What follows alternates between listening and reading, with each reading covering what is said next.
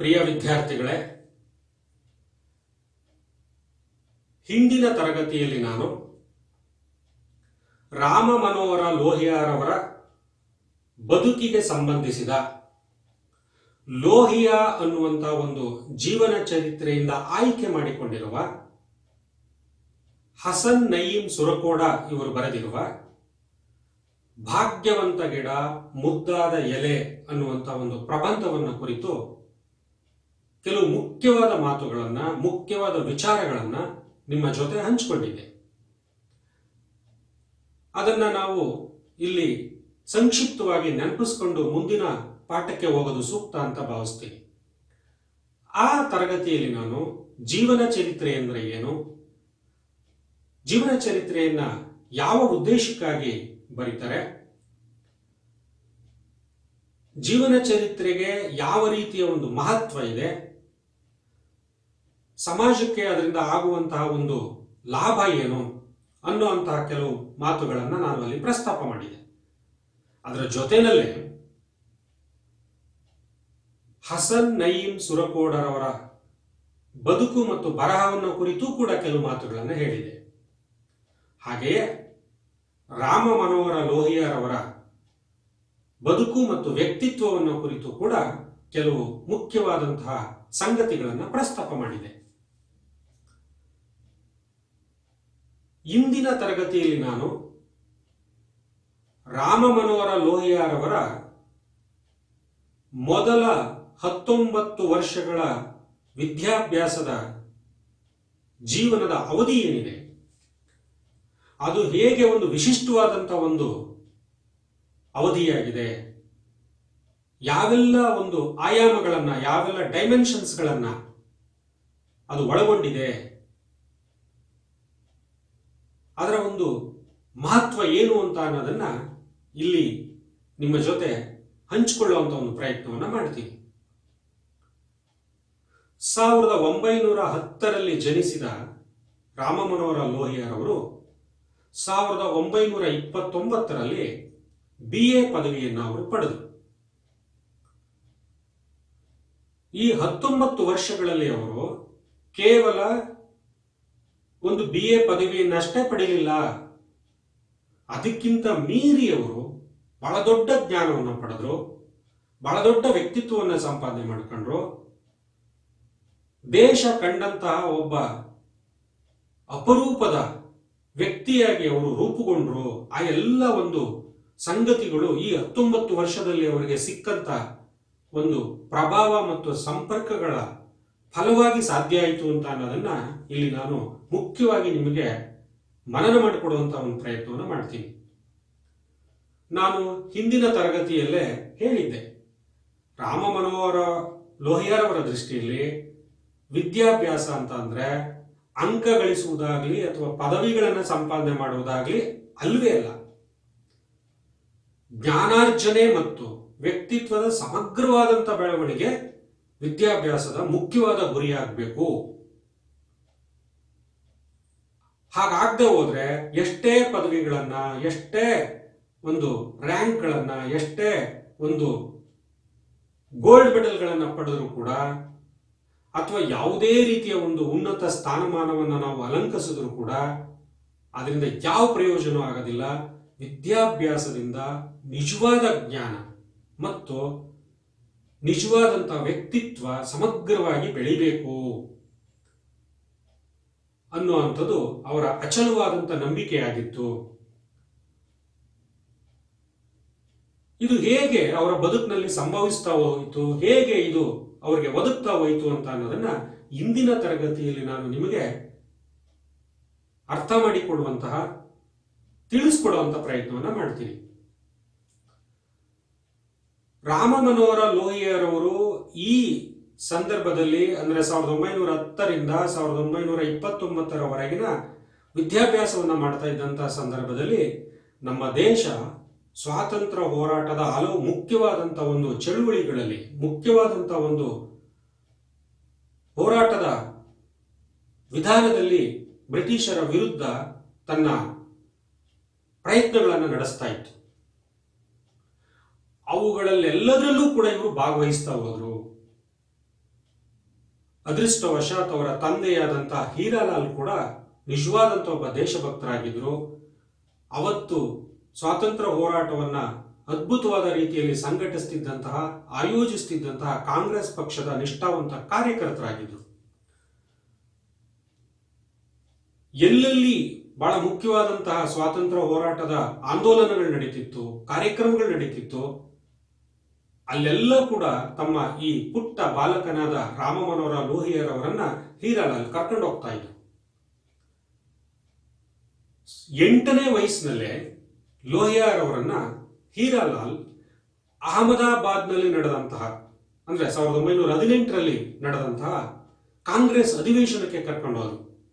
8 ವರ್ಷದ ಬಾಲಕನಿಗೆ ಇದೇನೋ ಒಂದು ದೊಡ್ಡ ಒಂದು ವಿಚಾರ ನಡೀತಾ ಇದೆ ಅಂತ ಅನ್ನೋದು ಅವತ್ತೇ ಆ ಮುಗ್ಧವಾದ ಕಣ್ಣುಗಳಿಗೆ, ಮುಗ್ಧವಾದ ಮನಸ್ಸಿಗೆ ಬಲವಾಗಿ ನಾಟದಕ್ಕೆ ಪ್ರಾರಂಭ ಆಯಿತು. ಅಂದ್ರೆ ಆಗ ಅವರು 2ನೇ ತರಗತಿಯ ವಿದ್ಯಾರ್ಥಿ ಅಂತ ನಾವು ತಿಳ್ಕೊಬಹುದು. ಇದಾದ ನಂತರ ನಾನು ಕಳೆದ ತರಗತಿನಲ್ಲಿ 1920ರಲ್ಲಿ ಯಾವ ಘಟನೆ ನಡೆಯಿತು, ಹೇಗೆ 10 ವರ್ಷದ ಬಾಲಕನಾದಂತಹ, ವಿದ್ಯಾರ್ಥಿಯಾದಂತಹ ಲೋಹಿಯಾರ್ ಅವರು ಸ್ಪಂದಿಸಿದ್ರು ಅನ್ನುವಂಥದ್ದನ್ನ ನಾನು ಹೇಳಿದ್ದೆ. ಅದನ್ನ ಇಲ್ಲಿ ಇನ್ನಷ್ಟು ನಾವು ವಿಸ್ತರಿಸೋದಾದ್ರೆ, ಇನ್ನಷ್ಟು ವಿವರವಾಗಿ ನೋಡೋದಾದ್ರೆ, ಭಾರತದ ಸ್ವಾತಂತ್ರ್ಯ ಹೋರಾಟದ ಒಬ್ಬ ಮಹಾನ್ ನಾಯಕ ಬಾಲಗಂಗಾಧರ ತಿಲಕ್ ರವರು ಆ ವರ್ಷ ಮರಣವನ್ನು ಹೊಂದಿದ್ರು.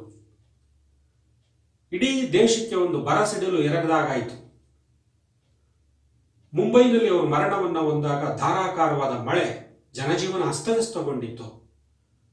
ಎಲ್ಲಕ್ಕಿಂತ ಮುಖ್ಯವಾಗಿ ದೇಶದ ಸ್ವಾತಂತ್ರ್ಯ ಹೋರಾಟವನ್ನ ಇವರ ನಂತರ ಮುಂದುವರಿಸೋರು ಯಾರು ಅನ್ನುವಂಥ ಒಂದು ದೊಡ್ಡ ಪ್ರಶ್ನೆ ಉಂಟಾಗಿತ್ತು. 10 ವರ್ಷದ ಈ ಬಾಲಕನಿಗೆ ಬಾಲಗಂಗಾಧರ ತಿಲಕ್ ರವರ ಮರಣ ಒಂದು ದೊಡ್ಡ ನಷ್ಟ ಅಂತ ಭಾವಿಸಿದ್ರು. ಅವರು ಅವಾಗ ಏನ್ ಮಾಡಬಹುದಾಗಿತ್ತು? ಆಶ್ಚರ್ಯ ಅನ್ಸುತ್ತೆ. ಈ ಪುಟ್ಟ ಬಾಲಕ 10 ವರ್ಷದ ಈ ಲೋಹಿಯಾರ್ ಅವರು ತಮ್ಮ ಸಹಪಾಠಿಗಳನ್ನ, ತಮ್ಮ ವಿದ್ಯಾರ್ಥಿಗಳನ್ನ ಶಾಲೆಯಿಂದ ಹೊರಗಡೆ ಕರೆದು ಒಂದು ಮುಷ್ಕರವನ್ನ ಮಾಡುವ ಮೂಲಕ, ಒಂದು ಸಣ್ಣ ಆಂದೋಲನವನ್ನು ರೂಪಿಸುವ ಮೂಲಕ ತಿಲಕರಿಗೆ ಅಂತಿಮ ವಿದಾಯವನ್ನ ನೀಡುವುದಕ್ಕಾಗಿ ಆ ಮೆರವಣಿಗೆಯಲ್ಲಿ ಅವರೆಲ್ಲರನ್ನು ಕರ್ಕೊಂಡು ಹೋಗಿ ಭಾವಪೂರ್ಣವಾದ ಅಶ್ರು ತರ್ಪಣದಿಂದ ಕೂಡಿದಂತ ಒಂದು ಗೌರವದ ವಿದಾಯವನ್ನ ಅವರು ಕೊಟ್ಟರು. ಯೋಚಿಸಿ ನೋಡಿದ್ರೆ ನಮಗೆ ಎಂತ ದೊಡ್ಡ ಒಂದು ವಿಚಾರ ಅಂತ ಇದು ನಮ್ಗೆ ಗೊತ್ತಾಗ್ತಾ ಹೋಗ್ತದೆ. ಕೇವಲ 10 ವರ್ಷದ ಒಬ್ಬ ವ್ಯಕ್ತಿ ಇಂಥ ಒಂದು ಸ್ವತಂತ್ರವಾದ, ಧೈರ್ಯದ ಒಂದು ವಿಚಾರವನ್ನ ಮಾಡೋದು ಬಹಳ ಆಶ್ಚರ್ಯಕರವಾದದ್ದು. ಇದೇ ವರ್ಷ ಅವರ ಜೀವನದ ಗತಿಯನ್ನ, ಅವರ ಜೀವನದ ಭವಿಷ್ಯವನ್ನೇ ಬದಲಾಯಿಸಿದಂತ ಒಂದು ಘಟನೆ ನಡೀತು. ಅದು ಕೂಡ ಆದದ್ದು ಮುಂಬೈನಲ್ಲೇ. ಆಗ ಮುಂಬೈನಲ್ಲಿ ಅವರು ವಿದ್ಯಾಭ್ಯಾಸವನ್ನ ಮಾಡ್ತಾ ಇದ್ರು. ರಾಷ್ಟ್ರಪಿತ ಮಹಾತ್ಮ ಗಾಂಧಿಯವರ ನೇರವಾದ ಒಂದು ಸಂಪರ್ಕ ಅವರಿಗೆ ಸಿಕ್ತು. ಅವರನ್ನ ಭೇಟಿ ಮಾಡಿದ್ರು ಅವರು ತಂದೆಯ ಜೊತೆ. ಗಾಂಧೀಜಿಯವರ ಭೇಟಿಯಿಂದ ಅವರ ಬದುಕಿನ ಮೇಲೆ, ಅವರ ವ್ಯಕ್ತಿತ್ವ ಮೇಲೆ ಬಹಳ ದೊಡ್ಡ ಒಂದು ಪರಿಣಾಮ ಉಂಟಾಯಿತು. ಗಾಂಧೀಜಿಯವರ ವಿಚಾರಗಳು ಎಷ್ಟು ಅದ್ಭುತವಾಗಿವೆ, ನಮ್ಮ ದೇಶದ ಒಂದು ಪರಿಸ್ಥಿತಿಗೆ ಅವು ಎಷ್ಟು ರಿಲೆವೆಂಟ್ ಆಗಿವೆ, ಉಪಯುಕ್ತವಾಗಿವೆ ಅಂತ ಅನ್ನೋದು ಅವರಿಗೆ ಗೊತ್ತಾಯಿತು.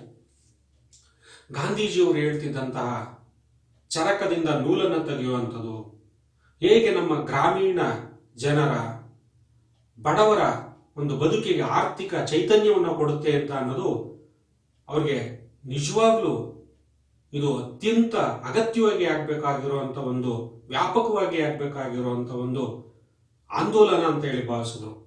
ಹಾಗಾಗಿ ಖಾದಿಯ ಪ್ರಚಾರ ಅವರ ಬದುಕಿನ ಒಂದು ಭಾಗವಾಗೋಯ್ತು. ಜೀವನದುದ್ದಕ್ಕೂ ಅವರು ಖಾದಿ ಬಟ್ಟೆಯನ್ನ ತೊಡುವುದನ್ನ ಅವತ್ತಿಂದನೇ ಅವರು ಸ್ವೀಕರಿಸಿದ್ರು. ಗಾಂಧೀಜಿಯವರ ಸರಳ ಜೀವನ, ಉನ್ನತ ವ್ಯಕ್ತಿತ್ವವನ್ನು ಅಳವಡಿಸ್ಕೊಳ್ಬೇಕು ಅಂತ ಅನ್ನೋದು ಅವರ ಮೇಲೆ ದೊಡ್ಡ ಪ್ರಭಾವವನ್ನು ಉಂಟು ಮಾಡಿ, ನಿಜವಾದ ಅರ್ಥದಲ್ಲಿ ಮಹಾತ್ಮ ಗಾಂಧೀಜಿಯವರ ಒಬ್ಬ ಅರ್ಥಪೂರ್ಣವಾದಂತಹ ಶಿಷ್ಯ ಅಂತ ಅಂದ್ರೆ, ಗಾಂಧಿವಾದಿ ಅಂತ ಅಂದ್ರೆ ರಾಮ ಮನೋಹರ ಲೋಹಿಯಾರ್ ಅವರು. ಇನ್ನು 1921ರಲ್ಲಿ ಅವರಿಗೆ ಇನ್ನೊಂದು ಇದೇ ರೀತಿಯ ಒಂದು ಘಟನೆ ನಡೆಯಿತು. ಆಗ ಅವರಿಗೆ 11 ವರ್ಷ. ಫೈಜಾಬಾದ್ನಲ್ಲಿ ರೈತರು ಒಂದು ಆಂದೋಲನವನ್ನ, ಒಂದು ಹೋರಾಟವನ್ನ ನಡೆಸಿದರು. ಆ ಆಂದೋಲನದಲ್ಲಿ ಭಾಗವಹಿಸೋದಕ್ಕೆ ಮುಖ್ಯ ವ್ಯಕ್ತಿಯಾಗಿ ಅಲ್ಲಿಗೆ ಜವಾಹರ್ಲಾಲ್ ನೆಹರು ಆಗಮಿಸಿದರು. ಜವಾಹರ್ಲಾಲ್ ನೆಹರು ಆಗ ಭಾರತದ ಸ್ವಾತಂತ್ರ್ಯ ಹೋರಾಟದ ಒಬ್ಬ ಯುವ ನಾಯಕ, ಆಕರ್ಷಕ ವ್ಯಕ್ತಿತ್ವದ ನಾಯಕ, ದೃಢವಾದಂಥ ವಿಚಾರಗಳು, ಸ್ವತಂತ್ರವಾದಂಥ ಒಂದು ಮನೋಭಾವ, ಧೈರ್ಯ ಮತ್ತು ಯಾವುದೇ ಒಂದು ಸಾಹಸಕ್ಕೆ ಮುನ್ನುಗ್ಗುವಂತ ಒಂದು ಚೈತನ್ಯದಿಂದ ಕೂಡಿರುವಂತ ಒಬ್ಬ ಯುವ ಸ್ವಾತಂತ್ರ್ಯ ಹೋರಾಟಗಾರರಾಗಿ ಆಗಾಗಲೇ ಜವಾಹರ್ಲಾಲ್ ನೆಹರು ರೂಪುಗೊಂಡಿದ್ರು. ಚಿಕ್ಕವರಾದಂಥ ಲೋಹಿಯಾರ್ ಅವರು ಜವಾಹರ್ಲಾಲ್ ನೆಹರು ಅವರನ್ನ ನೇರವಾಗಿ ಕಂಡು ಅವರ ವ್ಯಕ್ತಿತ್ವಕ್ಕೂ ಕೂಡ ಮನಸೋತರವರು. ಈ ವ್ಯಕ್ತಿ ಮುಂದೆ ಬಹಳ ದೊಡ್ಡ ನಾಯಕನಾಗಿ, ದೇಶದ ಅತ್ಯಂತ ಶ್ರೇಷ್ಠ ವ್ಯಕ್ತಿಯಾಗಿ ಬೆಳೀತಾರೆ ಅಂತ ಹೇಳಿ ಅವರ ಮನಸ್ಸಿಗೆ ಅವತ್ತು ಹೊಳಿತು. ಹಾಗೆಯೇ 1926ರಲ್ಲಿ ಇನ್ನೊಂದು ಮುಖ್ಯವಾದಂಥ ಒಂದು ಸ್ವಾತಂತ್ರ್ಯ ಹೋರಾಟದ ಕಾರ್ಯಕ್ರಮದಲ್ಲಿ ಲೋಹಿಯಾರ್ ಅವರು ಭಾಗವಹಿಸಿದರು. ಆಗ ಅವರ ವಯಸ್ಸು ಕೇವಲ 16. ಯಾವುದೋ ಕಾರ್ಯಕ್ರಮ ಅಂತ ಅಂದ್ರೆ ಗೌಹಾಟಿನಲ್ಲಿ ಅಖಿಲ ಭಾರತ ಕಾಂಗ್ರೆಸ್ ಅಧಿವೇಶನ ನಡೆಯಿತು. ಈ ಅಖಿಲ ಭಾರತ ಕಾಂಗ್ರೆಸ್ ಅಧಿವೇಶನ ಪ್ರತಿ ವರ್ಷಕ್ಕೂ ಒಂದು ಸಲ ನಡೀತಾ ಇತ್ತು. ಆ ಅಧಿವೇಶನದಲ್ಲಿ ಮುಂದಿನ 1 ವರ್ಷದವರೆಗಿನ ನಮ್ಮ ಸ್ವಾತಂತ್ರ್ಯ ಹೋರಾಟದ ರೂಪುರೇಷೆಗಳೇನಿರಬೇಕು, ರಾಜಕೀಯ ಹೋರಾಟ ಯಾವ ರೀತಿ ನಡೆಸಬೇಕು, ಬ್ರಿಟಿಷ್ನವರ ವಿರುದ್ಧ ನಾವು ಏನೆಲ್ಲ ಒಂದು ವಿಧಾನಗಳನ್ನ, ತಂತ್ರಗಳನ್ನ ಅನುಸರಿಸಬೇಕು ಅನ್ನೋದು ಚರ್ಚೆ ಆಗ್ತಾ ಇತ್ತು. ಅದರ ಜೊತೆನಲ್ಲೇ ನಮ್ಮ ದೇಶದ ಸಾಮಾಜಿಕ ಪರಿಸ್ಥಿತಿಯನ್ನ ಹೇಗೆ ಸುಧಾರಿಸಬೇಕು, ಆರ್ಥಿಕ ಪರಿಸ್ಥಿತಿಯನ್ನ ಹೇಗೆ ಸುಧಾರಿಸಬೇಕು, ಹಿಂದುಳಿದವರು ಮತ್ತು ತುಳಿತಕ್ಕೆ ಒಳಗಾದಂಥವರನ್ನ, ಮಹಿಳೆಯರನ್ನ ನಾವು ಮುಂದಕ್ಕೆ ಅಥವಾ ಅಭಿವೃದ್ಧಿಯ ಪಥದ ಕಡೆಗೆ ತಗೊಂಡೋಗ್ಬೇಕು, ದೇಶ ಹೇಗೆ ಸಮಗ್ರವಾಗಿ ಬೆಳವಣಿಗೆ ಹೊಂದಬೇಕು ಅನ್ನೋಂಥ ಎಲ್ಲ ವಿಚಾರಗಳು ಆ ಒಂದು ಅಧಿವೇಶನದಲ್ಲಿ ಚರ್ಚೆ ಆಗ್ತಾ ಇತ್ತು. 16 ವರ್ಷದ ಬಾಲಕನಾದಂಥ ರಾಮ ಮನೋಹರ ಲೋಹಿಯಾರ್ ಅವರಿಗೆ ಇದೊಂದು ಸುವರ್ಣ ಅವಕಾಶ ಅಂತ ಹೇಳಿ ಅವರು ಅರ್ಥ ಮಾಡ್ಕೊಂಡ್ರು. ಆ ಸಭೆಯಲ್ಲಿ ಅಥವಾ ಅಧಿವೇಶನದಲ್ಲಿ ನಡೆದಂತ ಎಲ್ಲ ವಿಚಾರಗಳನ್ನ ಅವರು ಎಷ್ಟು ಮುಖ್ಯ ಅಂತ ಹೇಳಿ ತಿಳ್ಕೊಂಡ್ರು. ಹೀಗೆ ರಾಮ ಮನೋಹರ ಲೋಹಿಯಾರ್ ಅವರ ವಿದ್ಯಾಭ್ಯಾಸ ಅಂತ ಅಂದ್ರೆ ಕೇವಲ ಪಠ್ಯಪುಸ್ತಕಗಳನ್ನ ಓದೋದು, ಪರೀಕ್ಷೆಗಳನ್ನ ಎದುರಿಸೋದು, ಪರೀಕ್ಷೆಗಳಲ್ಲಿ ಅಂಕಗಳನ್ನ ಪಡೆಯೋದು ಇಷ್ಟು ಮಾತ್ರ ಆಗಿರಲೇ ಇಲ್ಲ. ದೇಶದ ಸ್ವಾತಂತ್ರ್ಯ ಹೋರಾಟದಲ್ಲಿ ತಮ್ಮನ್ನ ಸಂಪೂರ್ಣವಾಗಿ ತೊಡಗಿಸಿಕೊಂಡಂತ ಒಬ್ಬ ವಿದ್ಯಾರ್ಥಿಯಾಗಿದ್ರು ರಾಮ ಮನೋಹರ ಲೋಹಿಯಾರ್ ಅವರು. ಅವರು ಈ 16ನೇ ವರ್ಷದಲ್ಲಿ ಇದ್ದಾಗಲೇ ಕಲ್ಕತ್ತಾದಲ್ಲಿ ನಡೆದಂತಹ ಅಖಿಲ ಬಂಗ ವಿದ್ಯಾರ್ಥಿ ಪರಿಷತ್, ವಂಗ ಅಂತಾನೂ ಕೂಡ ಕರೀತಾರೆ, ಅಂದ್ರೆ ಬಂಗಾಳ ದೇಶಕ್ಕೆ ಆ ರೀತಿಯ ಒಂದು ಹೆಸರಿತ್ತು. ಆ ಅಖಿಲ ವಂಗ ವಿದ್ಯಾರ್ಥಿ ಪರಿಷತ್ ನಡೆಸಿದಂತ ಒಂದು ಸ್ವಾತಂತ್ರ್ಯ ಹೋರಾಟದ ಒಂದು ಆಂದೋಲನದಲ್ಲಿ ಭಾಗವಹಿಸಿದರು. ಆ ಆಂದೋಲನದ, ಆ ಚಳುವಳಿಯ ಮುಖ್ಯ ವ್ಯಕ್ತಿಯಾಗಿ ಇದ್ದವರು ಅವತ್ತು ಸುಭಾಷ್ ಚಂದ್ರ ಬೋಸ್ರವರು. ಅವರು ವಿದ್ಯಾರ್ಥಿಗಳನ್ನು ಉದ್ದೇಶಿಸಿ ಭಾಷಣ ಮಾಡಬೇಕಾಗಿತ್ತು. ಸುಭಾಷ್ ಚಂದ್ರ ಬೋಸ್ ಕೂಡ ಆಗಾಗಲೇ ಒಬ್ಬ ದೊಡ್ಡ ರಾಷ್ಟ್ರೀಯ ಹೋರಾಟಗಾರರಾಗಿ ತಮ್ಮದೇ ಆದಂಥ ರೀತಿಯಲ್ಲಿ ಅವರು ಛಾಪನ್ನು ಮೂಡಿಸಿದರು. ಆದರೆ ಅನಿವಾರ್ಯ ಕಾರಣದಿಂದಾಗಿ ಅವತ್ತಿನ ಆ ಸಭೆಗೆ ಭಾಷಣ ಮಾಡೋದಕ್ಕೆ ಸುಭಾಷ್ ಚಂದ್ರ ಬೋಸ್ ಅವರು ಬರಲಿಲ್ಲ. ಆಗ ಅಲ್ಲಿದ್ದಂಥ ಕೆಲವು ವ್ಯಕ್ತಿಗಳು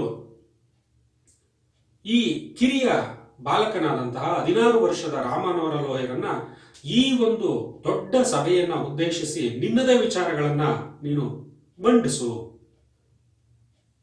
ಅಂತ ಹೇಳಿದರು. ಈ ಅವಕಾಶವನ್ನು ಸದ್ಬಳಕೆ ಮಾಡಿಕೊಂಡಂತಹ ಲೋಹಿಯರ್ ಅವರು ಅದ್ಭುತವಾದಂತಹ ರೀತಿಯಲ್ಲಿ ದೇಶದ ಸ್ವಾತಂತ್ರ್ಯ ಹೋರಾಟದಲ್ಲಿ ವಿದ್ಯಾರ್ಥಿಗಳ ಪಾತ್ರ ಏನಿರಬೇಕು, ಯಾವೆಲ್ಲ ರೀತಿಯಲ್ಲಿ ನಾವು ಅದರಲ್ಲಿ ಸಕ್ರಿಯವಾಗಿ ಭಾಗವಹಿಸಬೇಕು, ನಮ್ಮ ಜವಾಬ್ದಾರಿಗಳೇನು ಅನ್ನುವಂತಹ ತಮ್ಮ ಚಿಂತನೆಗಳನ್ನು ಅವತ್ತು ಮಂಡಿಸಿದರು. ಇಡೀ ಸಭೆ ಅತ್ಯಂತ ಯಶಸ್ವಿಯಾಗಿ ರೂಪುಗೊಳ್ಳಿತು. ಕಲ್ಕತ್ತಾದ ಮಟ್ಟಿಗೆ ಹೊರಗಡೆಯಿಂದ ಬಂದಿದ್ದಂತಹ, ಬೇರೆ ಪ್ರದೇಶದಿಂದ ಬಂದಿದ್ದಂತಹ, ವಿದ್ಯಾಭ್ಯಾಸಕ್ಕೆ ಬಂದಿದ್ದಂತಹ ಈ ಲೋಹಿಯರ್ ಅವರು ಬಹಳ ದೊಡ್ಡ ವ್ಯಕ್ತಿಯಾಗಿ ತಕ್ಷಣವೇ ಅವರು ಹೊರಹೊಮ್ಬಿಟ್ರು. ಇನ್ನು 1928ನೇ ಇಸ್ವಿಗೆ ಬಂದರೆ ಆಗ ರಾಮಮನೋಹರ ಲೋಹಿಯರ್ ಅವರಿಗೆ 18 ವರ್ಷ. ಕಲ್ಕತ್ತಾದಲ್ಲೇ ಕಾಂಗ್ರೆಸ್ ಅಧಿವೇಶನ ನಡೀತು. ಈ ಅಧಿವೇಶನಕ್ಕೆ ಭಾರತದ ಸ್ವಾತಂತ್ರ್ಯದ ಹೋರಾಟದಲ್ಲಿ ಒಂದು ವಿಶೇಷವಾದಂತಹ ಒಂದು ಸ್ಥಾನ ಇದೆ. ಈ ಅಧಿವೇಶನದ ಅಧ್ಯಕ್ಷರಾಗಿದ್ದವರು ಮೋತಿಲಾಲ್ ನೆಹರು, ಜವಾಹರ್ಲಾಲ್ ನೆಹರೂರವರ ತಂದೆ. ಮೋತಿಲಾಲ್ ನೆಹರು ಕೂಡ ಬಹಳ ದೊಡ್ಡ ಸ್ವಾತಂತ್ರ್ಯ ಹೋರಾಟಗಾರರು. ಅವರ ಪಾತ್ರ ಕೂಡ ನಮ್ಮ ದೇಶದ ಸ್ವಾತಂತ್ರ್ಯ ಹೋರಾಟದಲ್ಲಿ ಮತ್ತು ದೇಶದ ಸಾಮಾಜಿಕ ಮತ್ತು ಸಾಂಸ್ಕೃತಿಕವಾದಂತಹ, ಬೌದ್ಧಿಕವಾದಂತಹ ಒಂದು ಬೆಳವಣಿಗೆಯಲ್ಲಿ ಬಹಳ ದೊಡ್ಡ ಒಂದು ಪಾತ್ರವನ್ನು ವಹಿಸಿದೆ. ಈ ಅಧಿವೇಶನದಲ್ಲಿ ಭಾಗವಹಿಸಿದಂತಹ 18 ವರ್ಷದ ಈ ರಾಮಮನೋಹರ ಲೋಹಿಯ ಇನ್ನಷ್ಟು ಪ್ರಬುದ್ಧತೆಯನ್ನು ಪಡ್ಕೊಂಡರು. ಅಖಿಲ ಭಾರತ ಮಟ್ಟದ ವಿದ್ಯಾರ್ಥಿ ಸಂಘಟನೆಯ ಒಬ್ಬ ಬಹುಮುಖ್ಯ ನಾಯಕರಾಗಿ, all India level student federation ಅಂತ ಏನು ಕರಿತೀವಿ, ಆ ಒಂದು ದೊಡ್ಡ ನಾಯಕನಾಗಿ ಅವರು ಬೆಳೆದರು. 1929ರಲ್ಲಿ ಅವರಿಗೆ 19ನೇ ವರ್ಷವಾಗಿದ್ದಾಗ ಅವರು BA ಪದವಿಯನ್ನ ಪೂರ್ಣಗೊಳಿಸಿದರು. ಪದವಿಯಲ್ಲಿ ಅವರು ಈ BA ಪದವಿಯಲ್ಲಿ ಎಷ್ಟು ಅಂಕಗಳನ್ನು ಪಡೆದ್ರು, ಯಾವ ರೀತಿಯ ಒಂದು ದರ್ಜೆಯನ್ನ ಪಡೆದ್ರು, ಅದು ಬಹಳ ಮುಖ್ಯ ಅಲ್ಲ. ಯಾಕಂದ್ರೆ ಅವರು ಅದನ್ನು ಯಾವತ್ತೂ ಅಂತಿಮ ಅಂತ ತಿಳ್ಕೊಂಡಿರಲಿಲ್ಲ. ಅದು ಮುಖ್ಯವೇ, ಆದರೆ ಅದೇ ಅಂತಿಮ ಅಲ್ಲ.